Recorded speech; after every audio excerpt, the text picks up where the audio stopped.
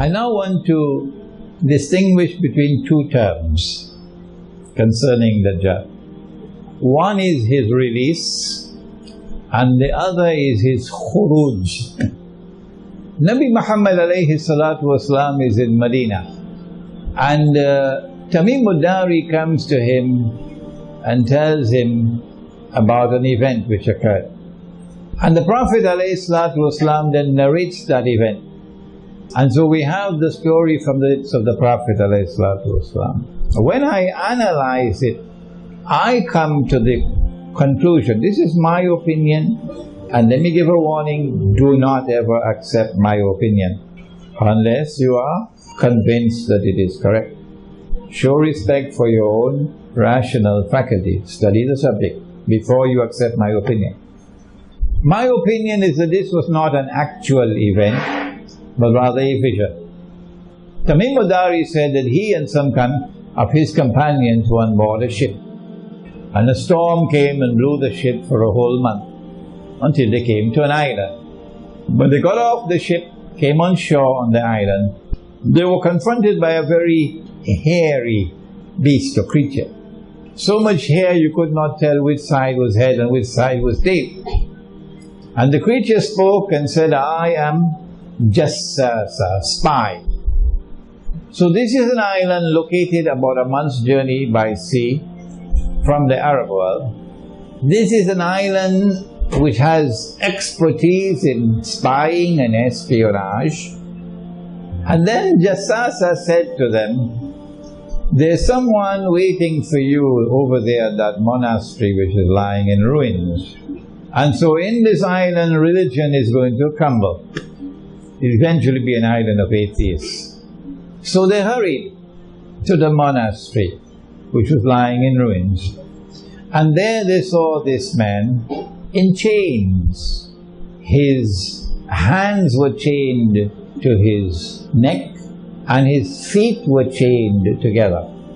And the man asked them many questions and then declared that I am Dajjal. And when I am released, I will enter every town and every city. So up to that moment in Medina, Dajjal was still in chains. This must have been perhaps in the second or third year after the Hijrah. Up to this moment, Dajjal is still in chains. He has not as yet been released. But sometime later, Nabi Muhammad alayhi salatu wasalam suspected a Jewish boy to be Dajjal, because Dajjal is going to be a Jew and he could be a young man. And the Prophet ﷺ went to question the boy. The boy was rather impertinent in his answers. And Umar radiallahu ta'ala anhu got angry. He said, O Messenger of Allah, give me permission. I cut off his head. No, said the Prophet ﷺ. If he is Dajjal, you cannot kill him, implying that the possibility exists that he can be Dajjal. But that possibility can only exist if Dajjal has been released. In consequence of which we know that we are given indirectly the information of the release of Dajjal in this event. And if he is not Dajjal, it would be sinful to kill him. And so we conclude that Dajjal was released in the lifetime of the Prophet sallallahu alaihi wasallam. But the khuruj of Dajjal is something else. For that I must now turn to another hadith. And now we have symbolism. The Prophet said, sallallahu alaihi wasallam, when Dajjal is released, he will live on earth for 40 days.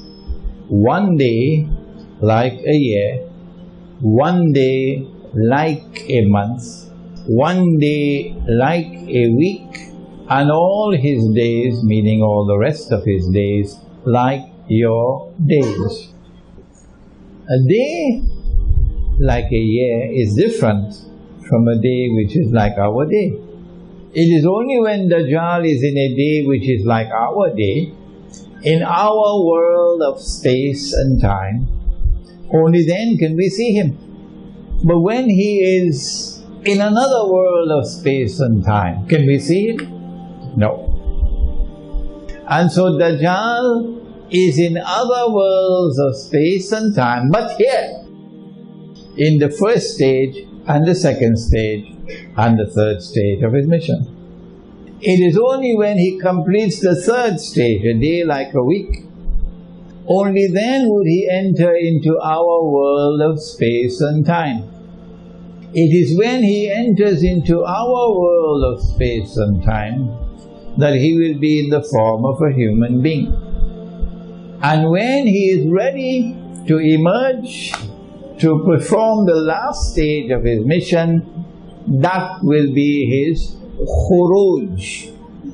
Nabi Muhammad alayhi salatu wasalam said in a hadith recorded in the Sunan of Abi Dawood, he said, at that time when Jerusalem will be flourishing, center stage as it is today, at that time Medina would be in a state of desolation, playing absolutely no role whatsoever in Islamic affairs or world affairs. That's Medina today.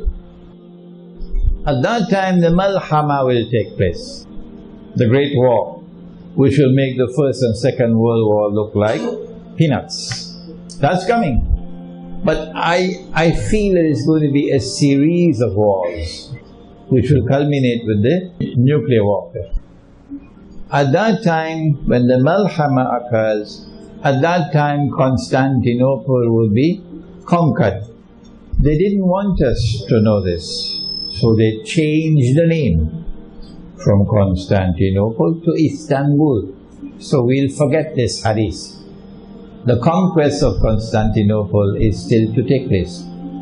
And then he went on to say, Fathul Constantiniya Khurujud Dajjal. Only after Constantinople has been conquered, only then will Dajjal come out in person to complete his mission. Khuruj. So the release took place a long time ago, but the Khuruj is still to take place. It's coming, and it will not take place until Constantinople has been conquered.